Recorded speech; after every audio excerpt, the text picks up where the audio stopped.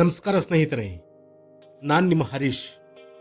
ಸಮಾಜದಲ್ಲಿ ಕಾನೂನು ಸುವ್ಯವಸ್ಥೆ ಕಾಪಾಡಬೇಕಾದ ರಕ್ಷಕನೇ ಭಕ್ಷಕನಾದರೆ ಗತಿ ಏನು? ಬೇರೆಯವರ ಕಷ್ಟಕ್ಕೆ ನ್ಯಾಯ ಕೊಡಿಸಬೇಕಾದ ಪೊಲೀಸ್ ಅಧಿಕಾರಿಯೇ ತನ್ನ ಸ್ವಂತ ಹೆಂಡತಿಯ ಕುತ್ತಿಗೆಗೆ ಮಚ್ಚಿಟ್ಟರೆ ಇನ್ನು ಸಾಮಾನ್ಯ ಹೆಣ್ಣು ಮಕ್ಕಳಿಗೆ ರಕ್ಷಣೆ ಎಲ್ಲಿದೆ? ಹೌದು ಸ್ನೇಹಿತರೆ, ಸಿಲಿಕಾನ್ ಸಿಟಿ ಬೆಂಗಳೂರಿನಲ್ಲಿ ಇಂಥದ್ದೊಂದು ಬೆಚ್ಚಿ ಬೀಳಿಸುವ ಘಟನೆ ನಡೆದಿದೆ. ಬೆಂಗಳೂರು ಪೊಲೀಸ್ ಕಮಿಷನರ್ ಕಚೇರಿಯಲ್ಲೇ PSI ಆಗಿ ಕೆಲಸ ಮಾಡುತ್ತಿದ್ದ ಭೈರಪ್ಪ ಎಂಬುವವರ ಅಸಲಿ ಮುಖವಾಡ ಈಗ ಕಳಚಿದೆ. ಹೆಂಡತಿಗೆ ವರದಕ್ಷಿಣೆ ಕಿರುಕುಳ ನೀಡಿ ಸಾಲದಕ್ಕೆ ಮಚ್ಚಿನಿಂದ ಕೊಲೆ ಮಾಡಲು ಯತ್ನಿಸಿದ ಆರೋಪದ ಮೇಲೆ ಈ ಕಾಕಿ ಕದೀಮ ಈಗ ಜೈಲು ಕಂಬಿ ಎಣಿಸುತ್ತಿದ್ದಾನೆ. ಏನಿದು ಘಟನೆ? ಇಲ್ಲಿದೆ ಒಂದು ಕಂಪ್ಲೀಟ್ ರಿಪೋರ್ಟ್. ಬಂಧಿತ PSI ಭೈರಪ್ಪ ಬೆಂಗಳೂರು ನಗರ ಪೊಲೀಸ್ ಆಯುಕ್ತರ ಕಚೇರಿಯಲ್ಲಿ ಕರ್ತವ್ಯ ನಿರ್ವಹಿಸುತ್ತಿದ್ದ ಅಧಿಕಾರಿ. ಇವರ ಪತ್ನಿ ರೇವತಿ ವೃತ್ತಿಯಿಂದ ವಕೀಲರು. ಕಾನೂನು ತಿಳಿದ ಪತ್ನಿಗೆ ಕಾನೂನು ರಕ್ಷಿಸಬೇಕಾದ ಗಂಡನೇ ನರಕ ದರ್ಶನ ಮಾಡಿಸಿದ್ದಾನೆ. ಮದುವೆಯಾದಾಗನಿಂದಲೂ PSI ಭೈರಪ್ಪನಿಗೆ ಹಣದ ದಾಹ ಅತಿಯಾಗಿತ್ತು ಎನ್ನಲಾಗಿದೆ. ಹೆಂಡತಿ ರೇವತಿ ಬಳಿ ಬರೋಬ್ಬರಿ 50 ಲಕ್ಷ ರೂಪಾಯಿ ನಗದು, ಒಂದು ಸೈಟು ಮತ್ತು ಐಷಾರಾಮಿ ಮನೆ ತರಬೇಕು ಎಂದು ನಿರಂತರವಾಗಿ ಮಾನಸಿಕ ಮತ್ತು ದೈಹಿಕ ಕಿರುಕುಳ ನೀಡುತ್ತಿದ್ದ. ಹೆಂಡತಿ ವಕೀಲೆಯಾಗಿದ್ದರೂ ತಾನು ಪೊಲೀಸ್ ಅಧಿಕಾರಿ ಎನ್ನುವ ಅಹಂಕಾರದಿಂದ ಭೈರಪ್ಪ ದಿನನಿತ್ಯ ಮನೆಯಲ್ಲಿ ದಾಂಧಲೆ ಎಬ್ಬಿಸುತ್ತಿದ್ದ ಎನ್ನಲಾಗಿದೆ. ಈ ವರದಕ್ಷಿಣೆ ಕಿರುಕುಳದ ನಡುವೆಯೇ PSI ಭೈರಪ್ಪನ ಮತ್ತೊಂದು ಕರಾಳ ಮುಖ ಬಯಲಾಗಿದೆ. ಭೈರಪ್ಪ ಸಾಮಾಜಿಕ ಜಾಲತಾಣವಾದ ಇನ್ಸ್ಟಾಗ್ರಾಂನಲ್ಲಿ ತನಗಿಂತ ಕಡಿಮೆ ವಯಸ್ಸಿನ ಹಲವು ಯುವತಿಯರು ಮತ್ತು ಮಹಿಳೆಯರೊಂದಿಗೆ ನಿರಂತರ ಸಂಪರ್ಕದಲ್ಲಿದ್ದ ಎನ್ನಲಾಗಿದೆ.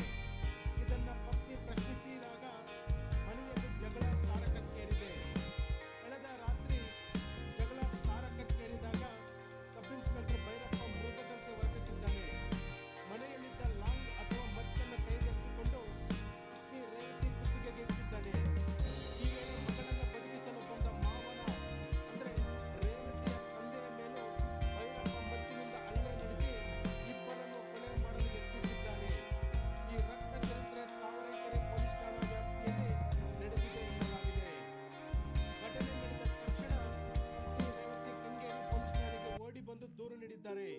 ಆದರೆ ಇಲ್ಲೂ ಒಂದು ಡ್ರಾಮಾ ನಡೆದಿದೆ. ಆರೋಪಿ ಸ್ವತಃ ಸಬ್ ಇನ್ಸ್ಪೆಕ್ಟರ್ ಆದ್ದರಿಂದ ಕೆಂಗೇರಿ ಪೊಲೀಸರು ಆರಂಭದಲ್ಲಿ ಕೇವಲ NCR ದಾಖಲಿಸಿಕೊಂಡು ಸುಮ್ಮನಾಗಿದ್ದರು. ಆದರೆ ವಕೀಲರಾಗಿರುವ ರೇವತಿ ಹಾಗೂ ಅವರ ಕುಟುಂಬದವರು ಹಿರಿಯ ಅಧಿಕಾರಿಗಳಿಗೆ ಒತ್ತಡ ಹೇರಿದಾಗ ಪೊಲೀಸರು ಅನಿವಾರ್ಯವಾಗಿ FIR ದಾಖಲಿಸಿಕೊಂಡು PSI ಭೈರಪ್ಪನನ್ನು ಅರೆಸ್ಟ್ ಮಾಡಿದ್ದಾರೆ. ಸದ್ಯ ಈ ಪ್ರಕರಣವನ್ನ ಹೆಚ್ಚಿನ ತನಿಖೆಗಾಗಿ ತಾವರೆಕೆರೆ ಪೊಲೀಸ್ ಠಾಣೆಗೆ ವರ್ಗಾಯಿಸಲಾಗಿದೆ. PSI ಭೈರಪ್ಪ ಅವರ ಮೇಲಿರುವ ಆರೋಪಗಳು ಕೇವಲ ಕೌಟುಂಬಿಕ ಕಲಹಕ್ಕೆ ಸೀಮಿತವಾಗಿಲ್ಲ. ಇಲಾಖೆಯ ನಿಯಮಾವಳಿಗಳ ಪ್ರಕಾರ ಒಬ್ಬ ಜವಾಬ್ದಾರಿಯುತ ಪೊಲೀಸ್ ಅಧಿಕಾರಿ ಇಂತಹ ಗಂಭೀರ ಅಪರಾಧ ಎಸಗಿದಾಗ ಇಲಾಖೆಯ ಆಂತರಿಕ ಶಿಸ್ತು ಸಮಿತಿಯು ಸಹ ತನಿಖೆ ಆರಂಭಿಸುತ್ತದೆ. ಸದ್ಯಕ್ಕೆ ಭೈರಪ್ಪ ಅವರನ್ನು ನ್ಯಾಯಾಂಗ ಬಂಧನಕ್ಕೆ ಒಪ್ಪಿಸಲಾಗಿದ್ದರೂ ಮುಂಬರುವ ದಿನಗಳಲ್ಲಿ ಇಲಾಖೆಯಿಂದ ಅಮಾನತು, ಸಸ್ಪೆನ್ಷನ್ ಆಗುವ ಸಾಧ್ಯತೆಗಳು ದಟ್ಟವಾಗಿವೆ. ಇತ್ತ ಪತ್ನಿ ರೇವತಿ ಅವರು ಕಾನೂನು ತಜ್ಞರಾಗಿರುವುದರಿಂದ ಪೊಲೀಸರು ಪ್ರಕರಣವನ್ನು ಅಲ್ಲ ಹಿಡಿಸಿದಂತೆ ಪ್ರತಿಯೊಂದು ಸಾಕ್ಷ್ಯವನ್ನು ಅಂದರೆ ಇನ್ಸ್ಟಾಗ್ರಾಮ್ ಚಾಟ್ಗಳ ಡಿಜಿಟಲ್ ಪುರಾವೆ, ಡಿಜಿಟಲ್ ಎವಿಡೆನ್ಸ್, ಗಾಯಗೊಂಡಿರುವ ವೈದ್ಯಕೀಯ ವರದಿ, ಮೆಡಿಕಲ್ ರಿಪೋರ್ಟ್ ಹಾಗೂ ಕೃತ್ಯಕ್ಕೆ ಬಳಸಲಾದ ಮಾರಕಾಸ್ತ್ರವನ್ನ ಕೋರ್ಟ್ ಮುಂದೆ ಸಾಬೀತುಪಡಿಸಲು ಸಿದ್ಧತೆ ನಡೆಸಿದ್ದಾರೆ. ರಕ್ಷಿಸಬೇಕಾದ ಕಾಕಿಯ ಹೀಗೆ ಕಾನೂನು ಕೈಗೆತ್ತಿಕೊಂಡಾಗ ಪೊಲೀಸ್ ಇಲಾಖೆಯ ಘನತೆಗೆ ಧಕ್ಕೆ ಬಾರದಂತೆ ಹಿರಿಯ ಅಧಿಕಾರಿಗಳು ಈ ಕೇಸನ್ನು ಎಷ್ಟು ನಿಷ್ಪಕ್ಷಪಾತವಾಗಿ ತನಿಖೆ ಮಾಡುತ್ತಾರೆ ಎಂಬುದರ ಮೇಲೆ ಸಾರ್ವಜನಿಕರ ಕಣ್ಣು ನೆಟ್ಟಿದೆ. ಸ್ನೇಹಿತರೆ, ನಮಗೆ ಸಿಕ್ಕಿರುವ ಲೇಟೆಸ್ಟ್ ಅಪ್ಡೇಟ್ಗಳ ಪ್ರಕಾರ ಈ ಪ್ರಕರಣದಲ್ಲಿ ಕೇವಲ ವರದಕ್ಷಿಣೆ ಕಿರುಕುಳ ಅಷ್ಟೇ ಅಲ್ಲ, IT ಆಕ್ಟ್ ಅಡಿಯಲ್ಲೂ ತನಿಖೆ ನಡೆಯುವ ಸಾಧ್ಯತೆ ಇದೆ. ಏಕೆಂದರೆ ಇನ್ಸ್ಟಾಗ್ರಾಮ್ ಖಾತೆಗಳ ಮೂಲಕ ನಡೆದಿರುವ ಸಂಭಾಷಣೆಗಳು ಈ ಕೇಸ್ಗೆ ಪ್ರಮುಖ ಟ್ವಿಸ್ಟ್ ನೀಡಲಿವೆ. ಕಾನೂನು ರಕ್ಷಕನೇ ಅಪರಾಧದ ಹಾದಿ ಹಿಡಿದಾಗ ಆತನಿಗೆ ಸಾಮಾನ್ಯರಿಗಿಂತ ಕಠಿಣ ಶಿಕ್ಷೆಯಾಗಬೇಕು ಎಂಬುದು ಸಾರ್ವಜನಿಕರ ಆಗ್ರಹ. ಸದ್ಯ ಪೊಲೀಸರು PSI ಭೈರಪ್ಪನ ವಿರುದ್ಧ ಭಾರತೀಯ ನ್ಯಾಯ ಸಂಹಿತೆ BNS ಅಡಿಯಲ್ಲಿ ಗಂಭೀರ ಪ್ರಕರಣಗಳನ್ನು ದಾಖಲಿಸಿಕೊಂಡಿದ್ದಾರೆ. ಯಾವ ಸೆಕ್ಷನ್ ಅಡಿಯಲ್ಲಿ ಅಂತ ನೋಡೋದಾದರೆ ಸೆಕ್ಷನ್ 85 BNS ಪತ್ನಿಯ ಮೇಲೆ ಕ್ರೌರ್ಯ ಮತ್ತು ದೈಹಿಕ ಮಾನಸಿಕ ದೌರ್ಜನ್ಯ ಜೊತೆಗೆ ವರದಕ್ಷಿಣಾ ಕಿರುಕುಳ. ಸೆಕ್ಷನ್ 109 BNS ಪ್ರಕಾರ ಮಾರಕಾಸ್ತ್ರದಿಂದ ಕೊಲೆಗೆ ಯತ್ನ ಅಂದ್ರೆ ಪತ್ನಿ ಹಾಗೂ ಮಾವನ ಕುತ್ತಿಗೆಗೆ ಮಚ್ಚಿಟ್ಟ ಕೃತ್ಯ. ಸೆಕ್ಷನ್ 351 BNS ಇದರಲ್ಲಿ ಪ್ರಾಣ ಬೆದರಿಕೆ ಹಾಗೂ ಅಪರಾಧದ ಉದ್ದೇಶದಿಂದ ಹಲ್ಲೆ ಮಾಡುವುದು. ಈ ಘಟನೆ ಹೊರಬೀಳುತ್ತಿದ್ದಂತೆ ಸಾರ್ವಜನಿಕ ವಲಯದಲ್ಲಿ ತೀವ್ರ ಆಕ್ರೋಶ ವ್ಯಕ್ತವಾಗಿದೆ. ವೃತ್ತಿಯಿಂದ ವಕೀಲಿಯಾಗಿರುವ ಪತ್ನಿಗೆ ಇಲಾಖೆಯಲ್ಲಿದ್ದ ಅಧಿಕಾರಿಯೊಬ್ಬ ಇಷ್ಟು ಕ್ರೂರವಾಗಿ ನಡೆಸಿಕೊಂಡಿದ್ದಾನೆ ಎಂದರೆ ಸಾಮಾನ್ಯ ಮಹಿಳೆಯರ ಕಥೆ ಏನು? ಇನ್ಸ್ಟಾಗ್ರಾಮ್ ಗೀಳು ಹತ್ತಿಸಿಕೊಂಡು ಸಂಸಾರ ಆಳುಗೆಡುವುತ್ತಿದ್ದ ಇಂತಹ ಅಧಿಕಾರಿಯನ್ನ ಕೇವಲ ಸಸ್ಪೆಂಡ್ ಮಾಡುವುದಷ್ಟೇ ಅಲ್ಲ, ಇಲಾಖೆಯಿಂದಲೇ ವಜಾಗೊಳಿಸಬೇಕು ಎಂದು ಮಹಿಳಾ ಸಂಘಟನೆಗಳು ಒತ್ತಾಯಿಸುತ್ತಿವೆ.